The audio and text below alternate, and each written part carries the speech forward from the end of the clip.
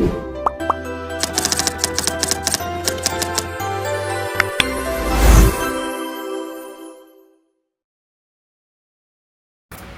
everyone, my name is Alya Putri Dezayev and my student name is 123241186. And before we explain more about phonological features, of course we should know about what is phonological features. So, phonological features also often called as distinctive features. So, phonological features are not only about voicing or place of articulation, but they also describe the manner in which a sound is produced and the quality of vowels. Many features include properties such as whether the sound is continuous, is it nasal or oral, whether it is strident, lateral, or produced with delayed release. For example, the sound p and b are both bilabial stops, meaning they are produced with closing the lips and stopping the airflow, p and b. The main difference between them lies in voicing. B is voiced, meanwhile p is voiceless. This contrast can be described using the phonological features. So by using phonological features, linguistics can capture similarities and differences between sounds in a systematic and economical way. These describe how the airflow is shaped and when producing the sound. So vocalic features, on the other hand, are used for vowels. They describe whether a vowel is high or low, front and back, rounded or unrounded, dense or lax, and whether it is produced with an advanced tongue root. We're moving into the role of features in phonology. So in phonology, features play an essential role because they allow linguists to describe speech sounds in an abstract and economical way. Rather than listing individual sounds one by one, phonological features capture shared properties among sounds, making it easier to state generalization about how sound systems work. So, one important role of feature is that they function within a binary system, meaning each feature is either present, symbolized as plus, or absent, symbolized as minus. For example, the feature voice distinguishes between voiced and voiceless sounds. Sounds such as b, o, and are voiced or plus voice, while b, s, and f are voiceless or minus voice. This binary representation simplifies phonological analysis and highlights contrasts that are meaningful within a language. Features also help explain place of articulation distinctions. For instance, sounds can be described using features like it is plus or minus anterior and plus or minus coronal. The sound b is plus anterior and minus coronal, which means the sound b is anterior and is not a coronal. Meanwhile, the sound d is plus anterior and plus coronal, which means that the sound d is an anterior and is a coronal, and the sound g is minus anterior and minus coronal, which means it's not anterior and it's not a coronal. These feature combinations show how different sounds are related and how they differ systematically rather than arbitrarily. Hello everyone, my name is Shafira Ramadhani. With my last digit student number is 160. So I want to explain about the major class features. So the first one is there are syllabic. There are two syllabic, plus syllabic and minus syllabic. Plus syllabic, the definition is sound that can function as the nucleus of a syllable. For the manner of articulation, there are vowels. It's a, I, U, A, E, and O. For the example like A can stand at the center of syllable and carries stress, which is why it is classified as polysyllabic. And for the monosyllabic, the definition is sounds that cannot function as the nucleus of a syllable. For the manner of articulation, there is a consonant.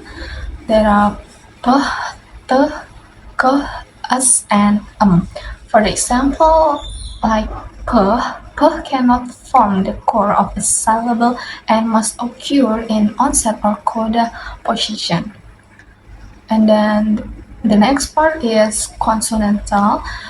There are two consonantal, plus consonantal and minus consonantal.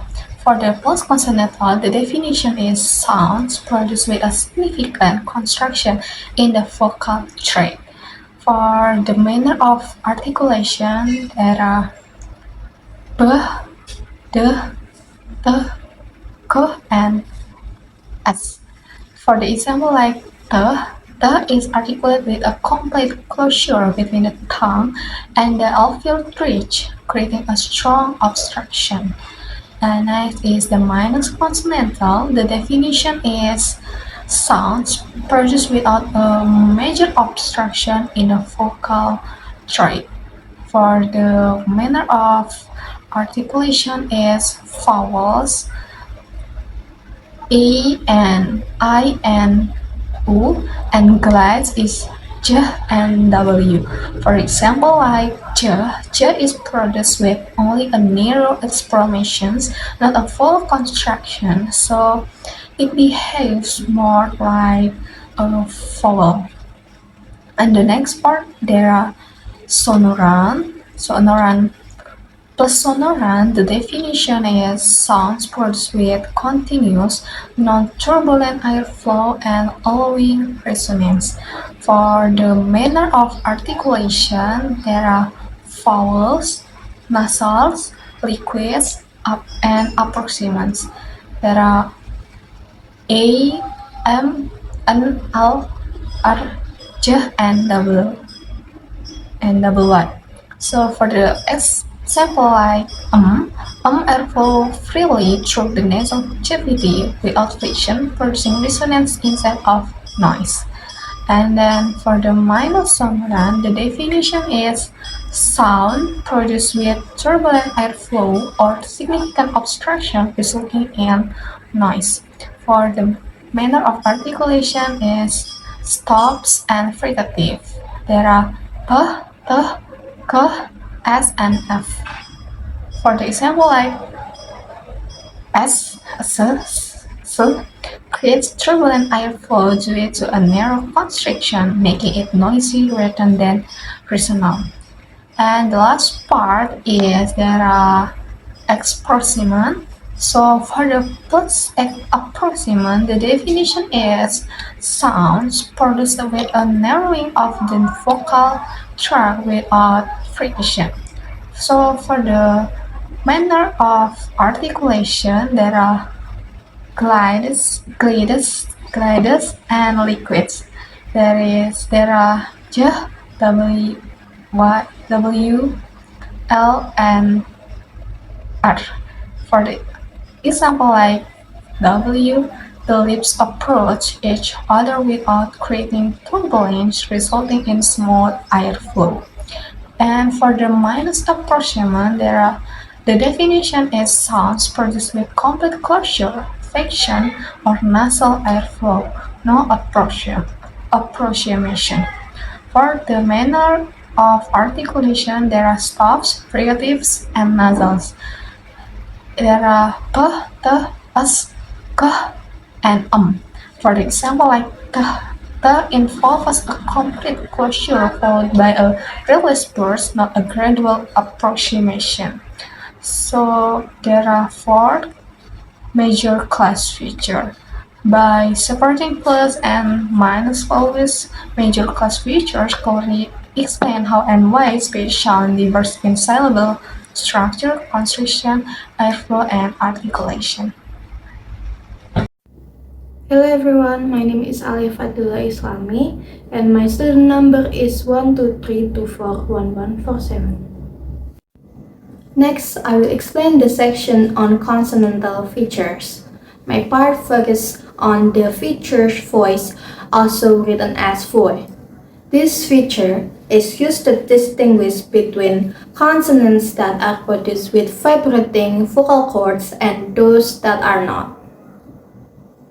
We can feel this difference by placing a hand on the throat, and voice sounds cause vibrations, while voiceless sounds do not. Voice consonants marked as plus voice and are produced with vocal fold vibration. For example, it is include p, t, k. On the other hand, voiceless consonants marked as minus voice and are produced without vocal fold vibration. For example, sk, p, and other similar sounds. So, the consonantal feature voice helps linguists classify consonants based on whether the vocal cords are vibrating, which is a key concept in phonology.